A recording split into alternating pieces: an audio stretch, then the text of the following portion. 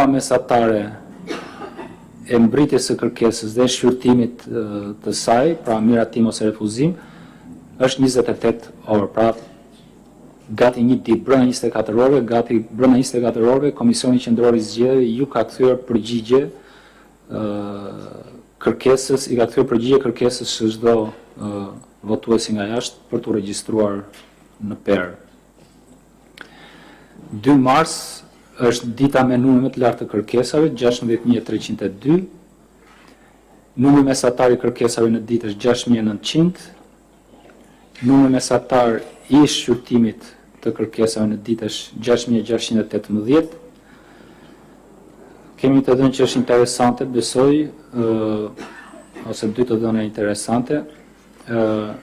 Aplikimi i parë është bërë nga një shtetas nga Gjermania, e ka bërë aplikimin në 11 janar në ora 008, pra 8 minuta pas mesnate.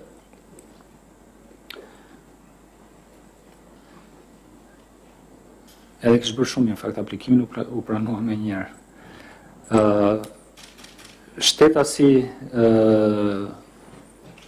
me moshën më të madhe që ka aplikuar është një shtetas nga Gjermania dhe ky me vendqëndrim, nëse nuk gaboj, 98 vjeç. I datlindjes 1927, pra 98 vjeç. Edhe nëse nuk gaboj, ka dalë herën e parë të regjistrohet. Këtë nuk di ta them, po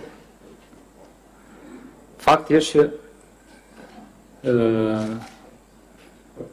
ky zotëria, për të cilin kemi respektin më të madh, ja ka dalë që herën e parë të regjistrohet si votues nga jashtë.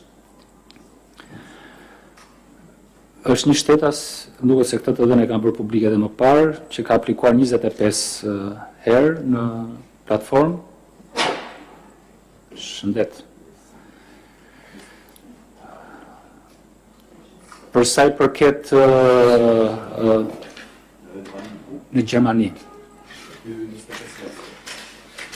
Ajo këtë nuk e kemi si të dhënë, po nxjerrim.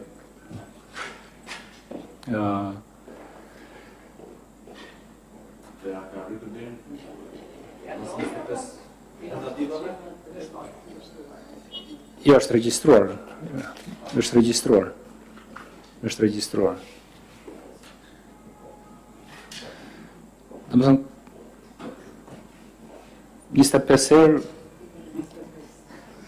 48.5% e shtetasve kanë zgjedhur ta bëjnë aplikimin duke përdorur mobile web, pra nëpërmjet faqes internetit të aksesuar nga telefonat celular apo pajisjet e tjera inteligjente, tabletat.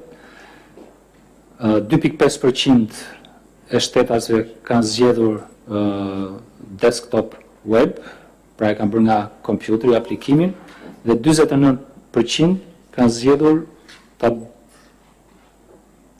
bëjnë aplikimin nëpërmjet aplikacionit mobile të Komisionit Qendror të Zgjedhjeve. Këto ishin shifrat për sa i përket disa të dhëna statistikore për sa i përket votimit, regjistrimit votimit nga jashtë dhe në mënyrë të veçantë procesit të regjistrimit të votuesve nga jashtë. Për sa i përket procesit zgjedhor brenda vendit, ju tashmë e dini, jemi në procesin e regjistrimit të subjekteve zgjedhore dhe paraqitjes së listave shumëemërore. Përfundimisht janë 54 parti politike të cilat 53 parti politike të cilat janë regjistruar si subjekt zgjedhor, janë 3 koalicione deri tani, dhe këto 3 janë në fakt përfundimisht si subjekte zgjedhore të regjistruara. Është koalicioni PD Aleanca për Shqipërinë Madhështore, i cili përbëhet nga 26 parti politike dhe udhëhiqet nga Partia Demokratike. Është koalicioni Nisma Shqipëria Bëhet, i cili përbëhet nga 3 parti politike dhe udhëhiqet nga Partia Shqipëria Bëhet, Lëvizja Shqipëria Bëhet, edhe koalicioni tjetër Djathtas për zhvillim, i përbërë nga 2 parti politike dhe drejtohet nga Partia e Djathtas 92. Deri më tani ka paraqitur listë shumë emërore kandidatëve, vetëm Partia Lëvizja Bashk deri tani. Listën shumë emërore të kandidatëve.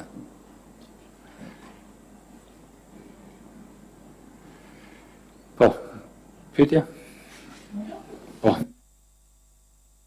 Komisioner, kam përshtypjen që pyetja që gjithë kemi së pari ndërmend është nëse këta 48.108 persona që janë refuzuar, a e kanë një shans të dytë? Marrë në konsiderat që kanë dëgjuar anëtarët të Komisionit Rregullator që na ftuan të eksplorojmë ligjin se diku ekziston një 2 ditësh. Ndoshta 2 ditë që pas 9 marsit mund të jetë një opsion, pa mund të na sqaroni a vlen për ata që janë regjistruar dhe mund të bëj korrigjime, apo edhe të refuzuarit mund të kenë një shans pas datës 9 mars. Faleminderit. Ajo çfarë parashikohet në kodin zgjedhor dhe në aktet rregullatore është sa vijon. Në këtë periudhë nga 9 mars deri në 12 mars, vetëm ata të cilët janë të regjistruar kanë të drejtë sipas përcaktimeve normuese përkatëse të kërkojnë të bëjnë ndryshime që lidhen me adresën dhe vetëm me adresën të dhënave që ata kanë në perë dhe asgjë më shumë, sepse çdo gjë tjetër që ka të bëjë me identitetin e tyre apo dhe të dhëna të tjera si zgjedhës është nëpërmjet procesit të verifikimit dhe kryqëzimit dhe shkëmbimit të informacionit me Drejtorinë e Përgjithshme të Gjendjes Civile është e saktë dhe nuk ka vend për tu riparë. Për adresën dhe një saktësim i adresës mund të ketë nevojë për një kategori të caktuar shtetasish të regjistruar. Pra ky 2 ditë është vetëm për ata të cilët janë të regjistruar. Në datën 9 ne shpallim listën paraprake, që do të thotë shpall listën atyre të cilët ti si institucion i ke miratuar për të qenë i ke miratuar kërkesa dhe ata janë në listën paraprake të votuesve nga jashtë. Për kategorinë atyre të cilët kanë marrë refuzim nga Komisioni Qendror i Zgjedhjeve, nuk mund të bëhet